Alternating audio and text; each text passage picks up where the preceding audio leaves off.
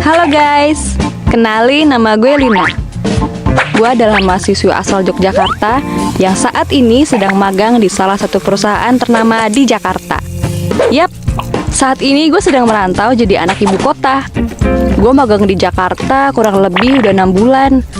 Dan sekarang gue masih 1 minggu pertama di sini. Ya, so far so good sih. Belum ada sesuatu yang gimana-gimana gitu di sini. Semuanya masih sangat aman, tentram, dan damai. Di tempat magang gue tuh orang-orangnya baik banget. Gue sampai kaget. Ternyata orang Jakarta pada baik-baik ya. Apakah ini ilusi Genjutsu Uchiha Itachi? Oh, tentu saja tidak. Semuanya real. Kebaikan mereka tuh terasa banget sampai hati gue suka ngerasa nyes sendiri. By the way, mereka sering banget bantu gue kalau ada pekerjaan yang gak gue tahu. Mereka suka banget beliin gue makanan kalau gue harus lembur. Ya kali deh lembur gak ada asupannya. Mereka juga suka ajak gue makan siang bareng di kafe depan kantor. Pokoknya mereka tuh senior-senior yang baik banget. By the way, ngomongin senior-senior gue di kantor, ada satu nih kakak pembimbing gue yang baiknya kok agak beda ya. Dan kayak lebih intens ngasih perhatian ke gue gitu. Namanya Kak Rafli. Dia kakak pembimbing gue yang super duper baik banget. Pokoknya gak ada duanya. Apalagi si kok bagi duo. Nah, Kak Rafli tuh ya udah cakep, pinter, perhatian. Pokoknya gak ada kurangnya deh. Fix, diakah belahan jiwaku yang selama ini gue cari. Saking perhatiannya, Kak Rafli ini udah kayak pacar gue rasanya. Setiap makan siang ditemenin, setiap lembur juga ditemenin. Alih-alih jaga-jaga kalau gue kesusahan. Padahal mah gue tahu dia lagi modus nih. Pede abis. Bulan demi bulan berlalu, gue sama Kak Rafli juga makin deket. Sampai di bulan ketiga gue di sini, Kak Rafli nembak gue di kafe depan kantor sewaktu makan siang. Bawa bunga sama bawa coklat. Ya, gimana gue gak kelepek-kelepek. Sejak embrio, gue sama sekali gak pernah diromantisin kayak gini. Ya, orang gue gak pernah pacaran. Enggak lama Kak Rafli nyatain perasaannya dan minta buat gue jadi pacarnya. Belum selesai dia nyatain itu, rasanya gue udah mau terima aja.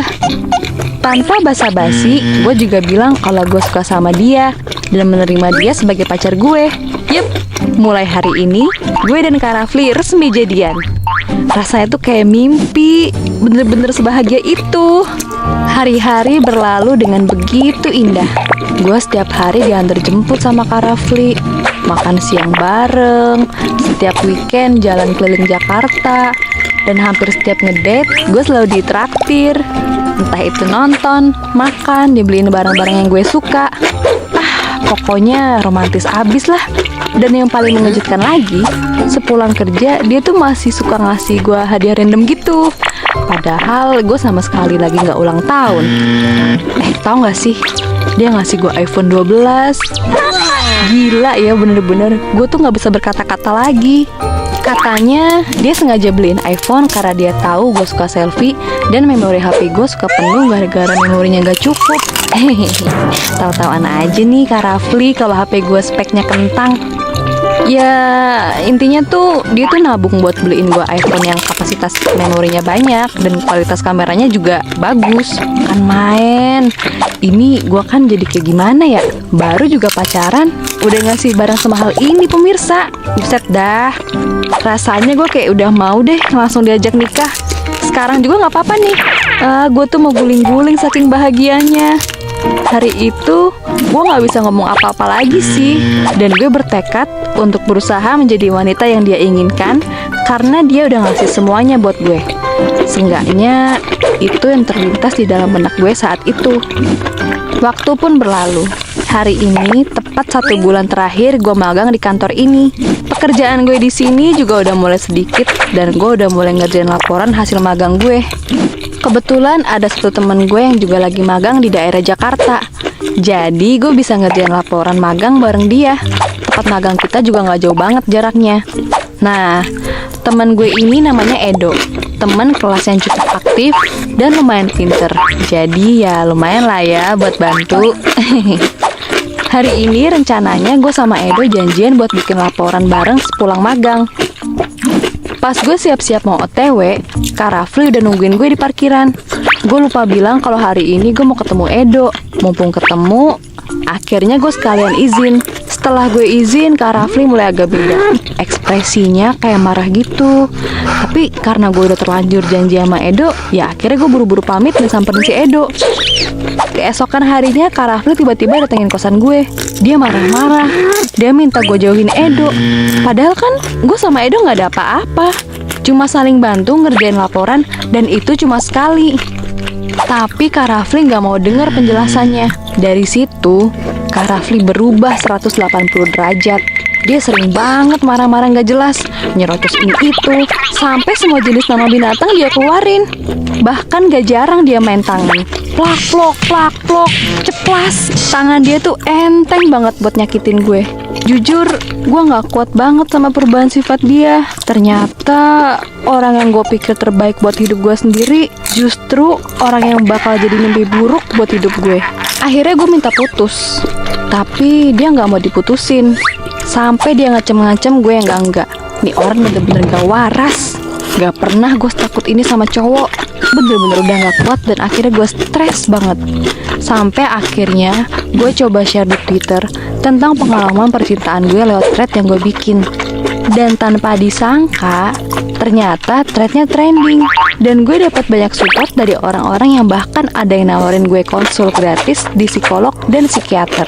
Sialnya, Kak Rafli tahu apa yang gue lakuin. Dia langsung ke kosan gue dan nampar gue sambil teriak kayak orang kesurupan.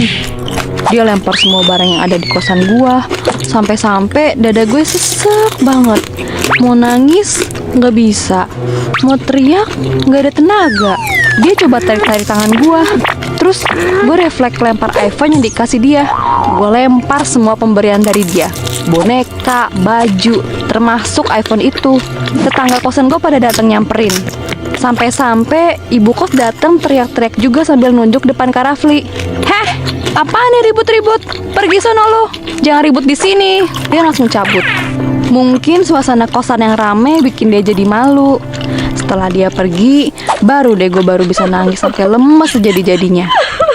Seminggu setelah kejadian ini, gue baru ngeberaniin diri buat ke kantor lagi untuk ngurus laporan gue dan sekalian pamit. Semua senior di sana gak ada yang tahu tentang kejadian ini. Jadi gue mutusin buat buru-buru pamitan.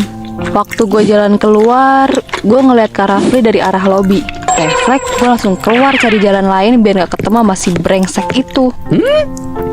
Akhirnya gue balik ke Yogyakarta bareng sama si Edo plus kondisi mental gue yang masih hancur lebur.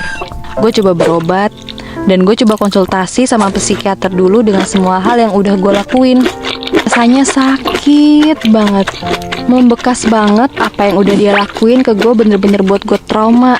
Perlahan tapi pasti kondisi gue mulai membaik. Di saat masa-masa ngerjain tugas akhir, gue dapat pengganti yang jauh lebih baik, care, dan pastinya gak main tangan ke pasangannya.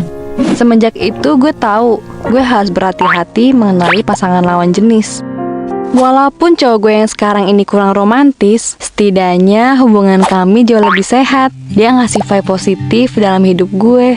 Kalau gue itu berarti, kalau gue itu layak bahagia. Buat kalian yang sekarang lagi ngerasain kekerasan dalam hubungan kalian, mending kalian buru-buru pergi ya. Jangan sampai kejadian ini juga menimpa kalian. Kalian berhak dicintai semua orang yang bener-bener care sama kalian. Karena orang yang care gak akan pernah main fisik. Bayangin aja, masih pacaran udah berani mukul. Gimana kalau nikah? Aduh, gue mah gak bisa bayangin deh. Ya, semoga kalian bisa keluar dari zona itu dan bisa bertemu dengan pasangan yang lebih baik ya.